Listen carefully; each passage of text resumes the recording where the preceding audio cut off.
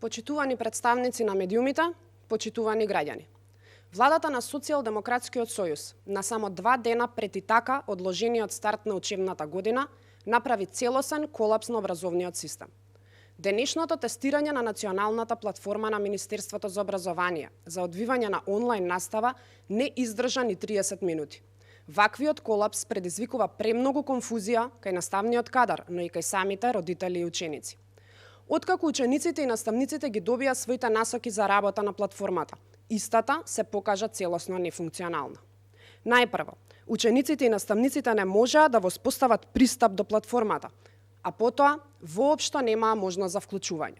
Исто така, како една од главните причини поради нефункционалноста на платформата е и големата преоптовареност од корисници. Се поставува прашањето: како за 2 дена ќе се обезбеди непрекинат пристап и целосна достапност на платформата, која, како што ја најавија, има за цел да обедини 270.000 ученици.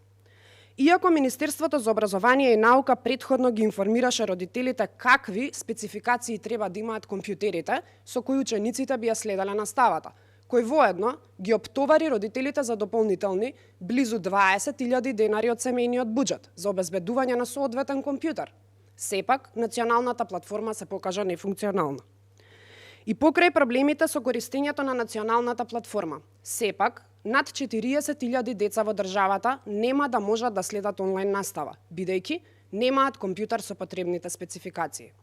Владата имаше цели 8 месеци да подготви издржано решение, а ние денес, на само неколку дена пред стартот на учебната година, имаме огромен неуспех. Наместо институционални одговори и решенија, имаме политичка кампања. Ви благодарам.